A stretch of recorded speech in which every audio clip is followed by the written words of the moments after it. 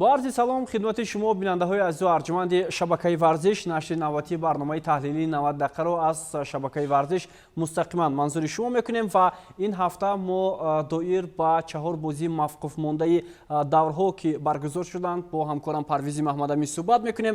خوش آمدید به استودیو شبکه ورزش و همچنین دایر با بهترین های مهمی که از جانب گروه ایجادی برنامه معین شد البته حرف خواهیم زد.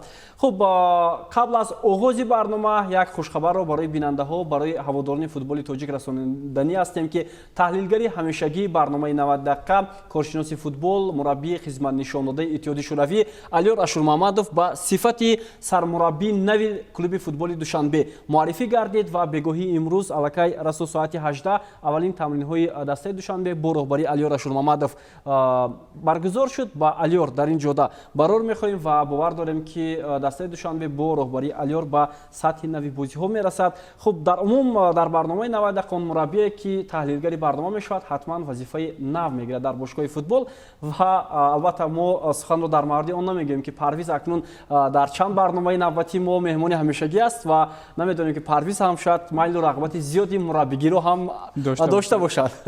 به هر صورت این یک شوخی بود دوستان ارجمند و بیایید راجع به بازی دسته‌های خوجند و فایزکند صحبت انجام میدیم که در میانه هفته گذشته برگزار شد و خوجند توانست با یک گل در میدان خود غلبه کرده و این بازی در پای یک چند بحث‌های زیادی رو به میان آورد و مخصوصا از میدان خارج کردن این فوتبالبازی دسته خوجند نازیم بابوجانov و تعیین کردن ضربه جریمه‌ای به دروازه دسته فایزکند که بعدا سرمربی این دسته طاهیر مومینов از این قراری برآورده داور عبدالله давлатов بسیار نگرانی کرد.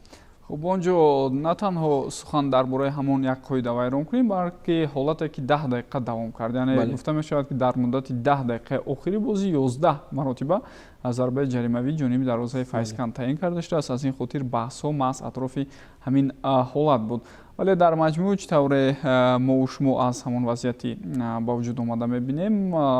ҳолате ки иттифоқ афтод аз лаҳзае ки дарвозабон тӯбро ба дасти худ гирифта истодааст ҳудуди 6-7 метр дуртар аст ва ягон хавфу хатар ҷониби дарвоза набуд, аммо довар ба хулоса омад ки онҷо қоида вайронкунӣ аз зарбаи ҷаримавӣ таъин карда шуд ва албатта дар мавриди голи зада шуда ягон баҳс нест, онҷо ягон қоида вайронкунӣ набуд, вале ҳамон худи таъини зарбаи ҷаримавӣ баҳсҳоро ба вуҷуд овард. خب یک بار دیگر متوجه میشیم به همون حالتی که قاعده بازی ویران شد در نزد جریمه‌گاه دسته فایزکند و داور با همون حالتی که بعد از گرفتن توپ از جانب دروازه‌بان دسته فایزکند به خلاصه اومد که اونجا قاعده بازی ویران شده است. اما در اصل اگر ما متوجه شویم و بیشتر دقت دهیم اونجا در اصل یگان قاعده ویران کنی از جانب بازیگری دسته فایزکند نمیبینیم و در دقیقه 91 بالاخره همین حالت به نتیجه بازی تاثیرش رو رسونید و футболбозони дастаи хуҷанд бо ҳисоби 1-0 ғалаба ба даст оварданд. хуб дар асл даъвоҳо аз ҷониби дастаи файзканд зиёд буд, махсусан ҷониби довар абдулло давлатов ва онҳо навори худро ҳам ба гӯем ки ҷониби кумитаи департаменти доварони федератсияи футболи тоҷикистон ҳам ирсол карданд, аммо дар ин маврид онҳо чӣ қарор бароварданд то ҳол рӯшан нест. ба ҳар сурат фикр мекунам дар ин гуна ҳолатҳо набояд доварон дар асл қаҳрамони асосии бозӣ шаванд ва ҳатман таъсир гузор бошанд ба натиҷаи он рақобатҳо. و بازی دیگر میانی دسته‌های کلوب مرکزی ورزش ارتش و روشن برگزار شد در ورزشگاه پلی‌تکنیکومی شهر دوشنبه. به واسطه این بازی رو ما از همکاری ما پرویز محمدامی شارحی کرد. یکی از بازی‌های دراماتیکی گویم اگر خطا نمی‌کنیم، چون که بعد از حساب 3-1 صاحبان میدان به خود آمدند و حساب رو برابر کردند. خب چی لحظه ها بود در اون میدان و چی عموما جالب بود غیر از اون که ما شاهد 6 گل دیگر شدیم؟ албатта дар қисми якум ибтидо бозӣ баробар аз ҳарду ҷониб сурат мегирифт, вале баъдан боз ҳам ҳамон хатоҳо ва иштибоҳҳое ки дар мавриди дарвозабонҳои клуби маркази варзиши артиш мо қаблан мегуфтем, бо иваз шудани дарвозабон дар ин тим ин мушкилиҳо рафт нашудааст ва ҳамин чиз дида шуд. худи футболбозони дастаи равшан аз имкониятҳои ба вуҷуд овардаашон беҳтар истифода бурданд ва тақрибан ҳар як имконияти хуби голзанӣ бо гол анҷом дода шуда аз ҷониби меҳмонон ва натиҷа ҳамин шуд ки дар қисми якум онҳо 3-1 пешсаф шуданд. намедонам дар танаффус чӣ корҳоро анҷом дод Файз Давлатов бо шогирдони худ, чӣ тавсияҳо дод, чӣ суханҳо гуфта шуд онҷо, аммо баъд аз оғози дуюм пораи рақобат мо комилан дастаи дигари клуби маркази варзиши артиш шуд дидем хело фаъол буданд, дар хати ҳуҷум имкониятҳои зиёд доштанд ва ҳатто ба ғайр аз ҳамон голҳое ки заданду ҳисобро дар маҷмӯъ камбек карда баробар намуданд, онҳо дар охир боз як имконияти дигар доштанд ки то голи пирӯзиоварро ба ҳадаф расонанд. Маълум мешавад ки Равшан баъд аз танаффус ба бозӣ набаромадааст, гӯё ки натиҷаро онҳо барои худ таъмин карданд, ба қафо нишастанд, яъне хостанд ҳамин ҳисобро нигоҳ доранд ки ин бар заррари онҳо шуд ва дар натиҷа фарқи ду тӯбро шогирдони Ғайраталӣ Мираҳмадов аз даст доданд. бале ва ғайр аз он ки онҳо аз фурсатҳои хуби голзанӣ истифода бурданд, боз чӣ гуна бозии дастаи Равшанро баҳо дода метавонем? оё Равшан нисбат ба даврҳои аввал ба худ омадааст ё на? акнун ин чизро гуфтан каме душвор аст. Мо бояд пай дар ҳам чанд бозии дастаи Равшанро бубинем. Баъд аз ин мусовӣ инчунин онҳо як ғалабаи дигарро ҳам албатта ба номи худ сабт карданд. Маълум мешавад ки камбеш беҳбудиҳо ҳаст дар даста ва дар ҳамин байн бояд тағйиротҳое ки дар ин тим ҳам ҳаст бояд гуфта гузарем. Чанд футболбоз албатта дар майдон ҳузур надоштанд ва дар маҷмӯъ ҳамон легионерҳое ки аз кишвари Ӯзбекистон ҳастанд ба ин тим даъват шуданд умуман бозии хуб нишон надода истоданд ва мураббӣ маҷбур шуда истодааст ки онҳоро комилан аз ҳайати асосӣ берун кунад ва танҳо чанд дақиқа ба онҳо имконият дода истодааст. акнун мумкин дар пеш дар равзанаи гузариши тобистона футболбозон ҷалб шаванд ва натиҷаҳо каме тағйир ёбад дар ин даста. эҳтимол ҳам ҳаст ки дар равзанаи гузариши тобистона легионерҳои ӯзбекистонии дастаи Равшан тарки тим кам кунанд. Онҳо аллакай ҳамин марҳиларо интизор ҳастанд ва ба кадом даста мераванд то ҳол маълум нест. Хуб, чизи дигар он аст ки дар клуби маркази варзиш Артиш ҳоло маълум мешавад ки айб дар худи сармураббӣ набудааст. Масалан Алиёра Шумамадов ки бо сабаби нишон надодани натиҷаҳои хуб аз мақом рафт. акнун ин албатта ба муҳити дохилии авзои даста ҳам вобастагӣ дорад ки чӣ гуна футболбозон дар майдон кӯшиш мекунанд, бозӣ нишон медиҳанд. бубинед, маълум мешавад ки клуби марказии варзиши Артиш ки соли гузашта дар қисми болои ҷадвали мусобиқа рақобатҳоро ҷамъбаст карда буд. Тақрибан аз ҳайати худ касеро аз даст надодааст ба истиснои як-ду футболбоз ҳайати худро боз бо ҷалби чанд футболбози дигар мустаҳкам кард. чаро онҳо ба зинаи поёнӣ аз ҳама зинаи охирини ҷадвали мусобиқа фаромаданд? ин саволест ки то ҳол ҷавоби худро албатта пайдо намекунад ва дар ин тим ҳам мумкин иштибоҳи асосӣ пеш аз ҳама гӯем дар нигоҳ надоштани ҳамон мураббии украинӣ буд ки тӯли 1.5 соли охир назму низоми муайянеро дар дастаи мазкур ҷорӣ карда буд. бале, шояд ҳамин тавр ҳам бошад, вале баъд аз чанд рӯзи дигар мураббии нави ин даста ҳам маълум хоҳад шуд барои идомаи рақобат дар марҳилаи дуюму сеюми чемпионати мамлакат.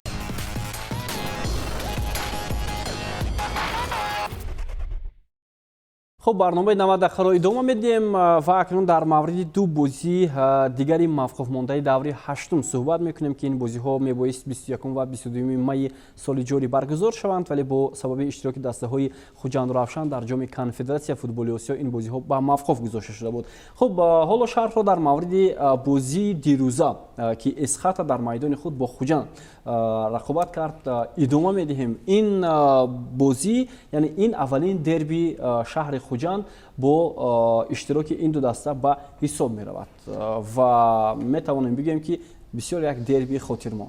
بله، واقعا ما دوامی چند روز خبرها رو در مورد آن مطالعه میکردیم که چگونه فوتبالبازان دسته خوجند و این بازی مقصدناک البته تیاری ایستادند، اما بیوسته اگر با جریان خودی بازی توجه کنیم پس آنها در برابر این حریف خود که نسبتاً دسته کم تجربه و حتی جای نوکار هم هست دچار باخت شدند. از یک جهت میتوان نتیجه رو هنگاموی هم گفت، ولی اگر با رفت بازی و آن حرکت هایی که فوتبالبازان دسته اسخات داشتند توجه کنیم پس معلوم میشود که آنها در برابر این حریف خود از نگاه بازی یک بازی ارزنده نشان دادند و صاحب 3 امتیاز شدند. خب در اصل کاری مربی دسته اسخات بسیار خوب مشاهده میشد، چون که آنها مقابل دلخواه حریف خود بازی کشاد فوتبال نشان میدهند. مثلا مقابل خوجند همین گونه اسلوب بازی از جانب فوتبالبازان دسته اسخات نمایش داده شد. بله، واقعا مربی دسته اسخات حمید کریموف برای ما و شما همچون یکی از چهره های و گیم از همون طایفه مربیانی охири сол давраи шӯравӣ аст ки баъдан давоми зиёди соҳиби истиқлолӣ низ фаъолияти бисёр пурсамар дошт дар бошгоҳи гуногун ва ин шабрӯз вақте даъвати Эсхатаро пазируфт. Дар ин тим ҳам шумо дидастем кори бисёр хуберо дар лигаи олӣ анҷом додааст ва муҳим аз ҳама ин аст ки онҳо дар интихоби легионерҳо ба фарқ аз дигар дастаҳо муваффақтар шуданд. махсусан Акубир Тураев ҳамон ҳамлагари ӯзбекистонии ин даста бубинед давр ба давр натиҷаҳои бисёр хуб нишон медиҳад. Яъне ҳангоми интихоби футболбозон ҳам ҳамин мураббии бо таҷриба нақшаш дар қиёс бо мураббиёни дигари дастаҳои лигаи олии кишвар хубтар эҳсос мешавад. бале ва мас дар мавриди ҳамин Акубир Тураев ки дар оғози мавсими имсола ё дар ҳайати дастаи Куктош ва ё Хуҷанд мебоист бозӣ кунад, вале онҷо ба мувофиқа нарасиданд ҷонибҳо ва билохира тими Эсхатаро интихоб кард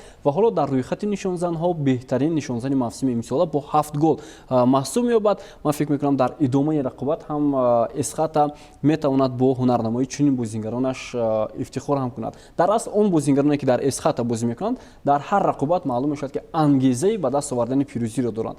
ва чизи дигар дар бозӣ бо Хуҷанд он буд ки ду-се нафар аз бозингарони дастаи Эсхата исбот карданд ки онҳо беҳтаринанд ва аз Хуҷанд онҳоро то як андоза намедонам бо кадом сабабҳо нагузоштанд ки дар ҳаят бозӣ кунанд ва бубинед дар дастаи Эсхата чӣ гуна олӣ бозӣ мекунанд Соҳибҷон Ҳакимов ва махсусан Дилшод Каримов. вале ин паҳлӯи масъала ҳам ҳаст ва бояд гуфта шавад ки ҳамин ҷиҳат аслан як қувваи иловагӣ, як ангезаи иловагӣ медиҳад ба ин гуна футболбозон то ин ки дар рақобат бо ҳарифи асосии худ ки ин шабрӯз дониста мешавад бозии комилан дигари худро нишон диҳанд ва ба чӣ чиз қодир будани худро исбот кунанд дар рӯёрӯие ки миёни онҳо буд.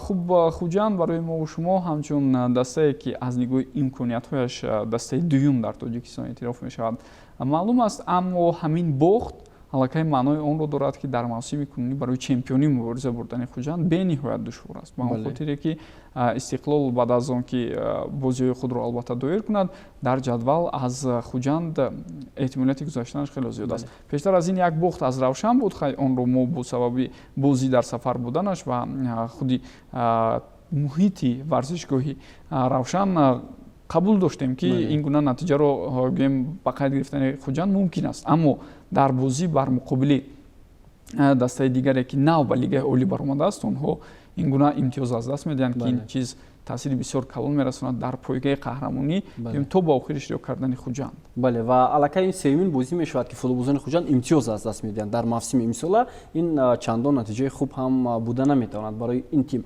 хуб акнун бевосита мегузарем ба шарҳу тавзеҳи рақобати дастаҳои Равшан ва Куктош. дар мавриди ҳунарнамои дастаи Равшан дар боло мо гуфта гузаштем ки онҳо чӣ гуна бо клуби марказии варзиш Артиш рақобат карданд ва ин дафъа дар варзишгоҳи Пахтакори шаҳри Бохтар шогирдони Ғайраталӣ Мираҳмедов тавонистанд Куктошро бо ҳисоби 2-0 шикаст бидиҳанд ва акнун гуфта метавонем ки бозӣ ба бозӣ Равшан ба худ меояд ва барои натиҷаҳои хуб талош карда истодааст.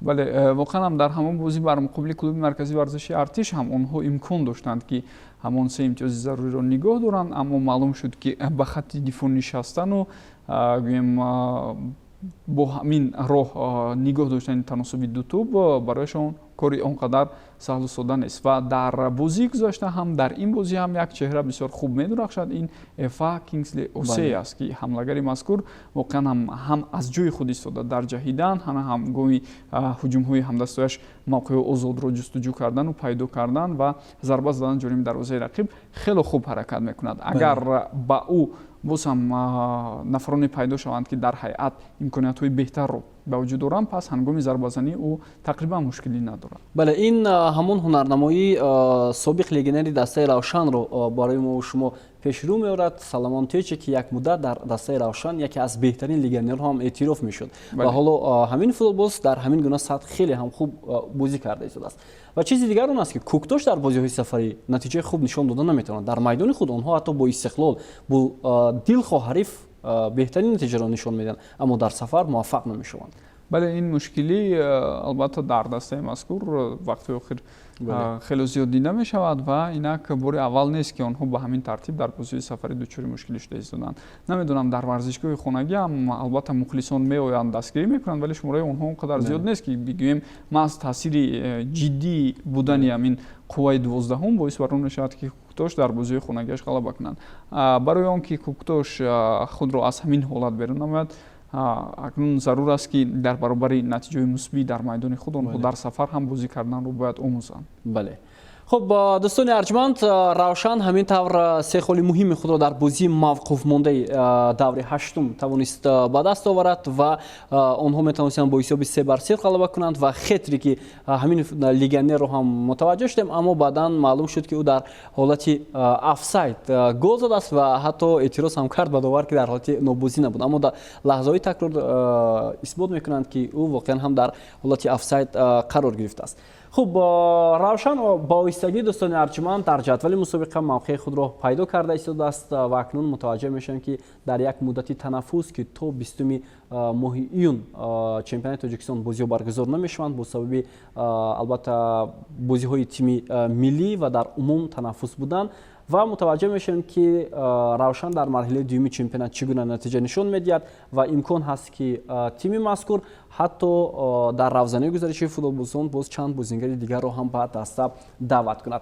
و اکنون میگذاریم به واسطه با بهترین های ماه مای دوستان ارجمند با سبب آن که این رقابت چون رقابت بازی های موقوف مانده بود ما هیئت رمزی همین بازی ها را شرح ندادیم و اکنون میگذاریم با بهترین های ماه مای.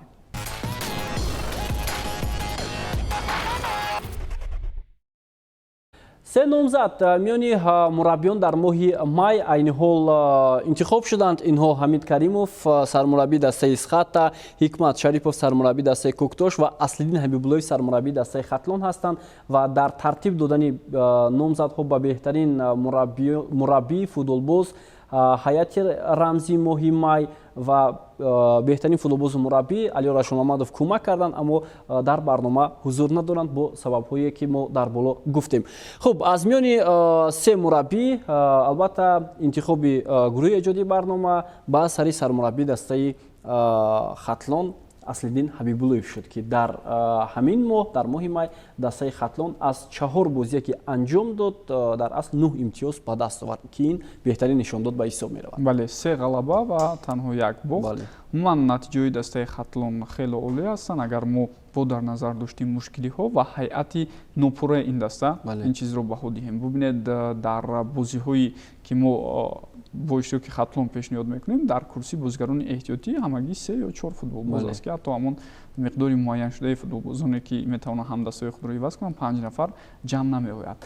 خوب خطلون در بازی بر مقابل روشن مخصوصا خوب هنرنمایی کرد. آنجا واسم انمون از اوت توپ رو با بازی در آوردن اونها تاثیر خود رو رسونید.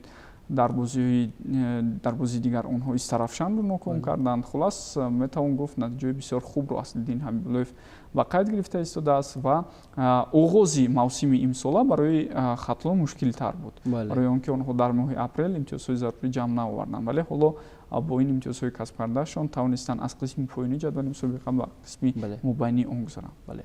خب اکنون متوجه میشویم دوستان ارجمند با 3 نامزدی اساسی برای عنوان بهترین بازیگر ماه مای. خب اینها محمد شریف سعیدخواجه از دسته کوکتوش، نوردین همراقلوف از دسته خطلون و بهیرجان سنگینبایف از دسته اسخات هستند که هر سه هم در ماه مای در دسته خود نتیجه های خیلی هم خوب نشان دادند و طبق فرضیه شبکه ورزش و برنامه ما بهترین بازیگر ماه مای نیم محافظتگری دسته کوکتوش محمد شریف سعیدخواجه شد که در 2 بازی دسته با تیم خیلی کمکی ارزنده نشان داد و هنری او در ماه مای واقعا هم قابل قبول بود. بله، او یکی از فوتبالبازان جوانی است که ما از او رشدی خوب رو در آینده انتظار هستیم و مخصوصا همون بازی بر مقابل کلوب مرکزی ورزشی ارتش بسیار عالی بود و بنفیسی او تبدیل یافت در برابر 2 گلی زدهش که واقعا هم یکی از دیگر زیباتر بودند. اینچنین یک پرتافتی گل‌آوری او رو دیدیم و در یک بازی دیگر اینچنین گلی پیروزی آور این بازیگر به هدف رسید. بله، واقعا هم همین گونه است و محمد شریف سعیدخواجه رو با این نتیجهش تبریک میکنیم و امید داریم که бо ҳамин гуна бенефисҳое ки дар ҳар бозӣ анҷом медиҳад ӯро дар тими миллӣ бинем, чунки ӯ яке аз тарбиятгирандагони мактаби футболи Русия аст, махсусан бошгоҳи футболи Спартак. хуб дӯстони арҷманд, ҳоло дар пеш мо ду голи беҳтарини моҳи май дорем ва баъдан яке аз онҳоро албатта дар ҳамин лаҳзаҳо интихоб хоҳем кард.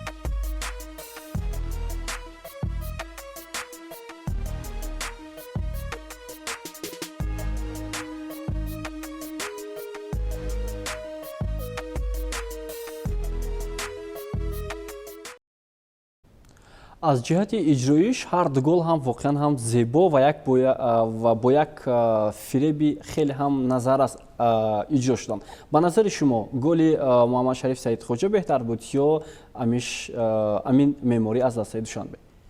рости интихоб воқеан ҳам мушкил, ба он хотире ки ҳар ду футболбоз ҳам бо така ба техникаи худ ҳаракат карданд. ҳам Амир Маниш бубинед тӯбро ибтидо аз як муҳофизатгар чӣ гуна хуб мегузаронад ва баъдан тавонист зарба занад. хуб Муҳаммад Шариф бошад, партоби тӯлонии ҳавоие ки ба самти омода истода буд, бо услуби қайчӣ бо зарбае ки иҷро кард ба гол табдил дод.